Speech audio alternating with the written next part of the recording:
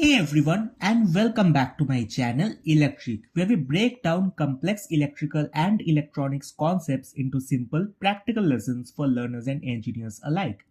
Imagine two athletes. One is a marathon runner who can keep going for hours without stopping.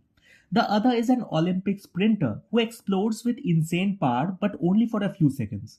Both are powerful but in completely different ways. In electronics, these two athletes exist as batteries and capacitors. One stores energy for the long run while the other delivers energy instantly.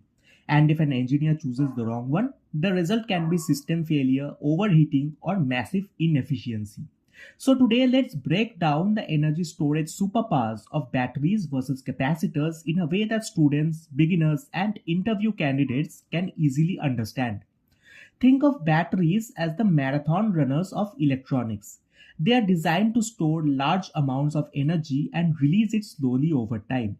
Your smartphone, laptop, and electric vehicles rely on batteries because they need continuous power for hours. Now compare that to capacitors. Capacitors behave like Olympic sprinters. They release energy extremely quickly, often in milliseconds. Instead of powering devices for hours, capacitors deliver short bursts of energy. Examples include camera flashes, power supply smoothing, signal filtering, and surge protection. Now, inside a lithium ion battery, energy storage happens through chemical reactions. Lithium ions move between electrodes through an electrolyte. This chemical movement allows the battery to store a huge amount of energy. But in a capacitor, there is no chemical reaction. Instead, energy is stored in a static electric field between two conductive plates. Because no chemistry is involved, the energy can be released almost instantly. This is why using the wrong component can be disastrous. Imagine trying to power a smartphone with only capacitors. The battery life would be seconds. Or imagine trying to absorb sudden power spikes with a battery. The response would be too slow. Let's look deeper at why batteries are so good at storing energy. Inside a lithium ion battery, lithium ions move through an electrolyte between two electrodes. During charging, ions move to one electrode. During discharging, ions move back, producing electrical current. This controlled chemical movement creates a steady flow of electricity. One of the biggest advantages of batteries is energy density. Energy density simply means how much energy can be stored in a small space. Batteries have very high energy density, which is why phones last all day, laptops run for hours, and electric vehicles can drive hundreds of kilometers. But chemistry has a downside. Every time a battery charges and discharges, chemical bonds degrade slightly. Over time, this leads to reduced capacity, shorter battery life, and eventual failure. That is why smartphone batteries typically last 500 to 1000 charge cycles before noticeable degradation. Capacitors take a completely different approach. Instead of chemical reactions, capacitors store energy electrostatically. They simply accumulate electrons on conductive plates separated by an insulating material. Because electrons do not need to travel through chemical reactions, capacitors can charge extremely fast, discharge instantly, and repeat this process millions of times. Capacitors excel in power density. Power density refers to how quickly energy can be delivered. A capacitor can dump its entire charge in milliseconds without damaging itself. This makes them ideal for stabilizing power supplies, absorbing voltage spikes, and delivering sudden bursts of energy. Modern ultracapacitors or supercapacitors take this technology even further. They can survive hundreds of thousands to millions of cycles. In many cases, they outlast the machines they power. But there is a trade off.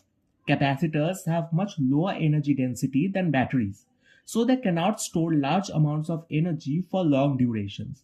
Engineers constantly balance the strengths and weaknesses of these two technologies.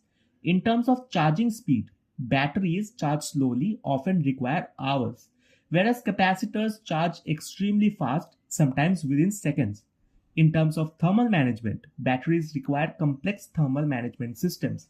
This is because chemical reactions generate heat, and too much heat can cause reduced lifespan, safety hazards, and thermal runaway in extreme cases.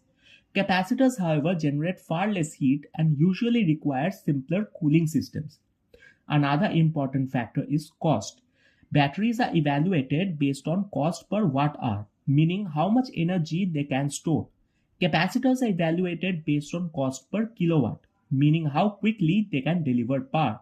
So the best choice depends on the application requirements. In modern engineering, the smartest solution is often not choosing one technology over the other. Instead, engineers combine both. Many electric vehicles now use hybrid storage systems. Batteries provide the long term energy storage. Capacitors handle rapid bursts of power, such as generative braking and sudden acceleration. This improves efficiency and extends battery life. Large electrical grids are also using hybrid storage. Batteries provide long duration storage, and capacitors help with surge protection, voltage stabilization, and rapid response to demand spikes. Emerging technologies like solid state batteries and advanced supercapacitors are beginning to blur the line between these two systems. In the future, we may see devices that combine the energy density of batteries with the power density of capacitors. So remember the key idea. Batteries are marathon runners, they store massive energy for the long run. Capacitors are Olympic sprinters, they deliver explosive power instantly. Understanding this difference is essential for electronic students, engineers, and anyone preparing for technical interviews because in modern engineering, success often comes from choosing the right energy storage champion for the job. If you found this helpful, don't forget to like, subscribe, and hit the bell icon so you never miss out on more smart and simplified explanations. Got more questions or want us to cover a specific interview topic? Drop it in the comments below. Thanks for watching, and I'll see you in the next one.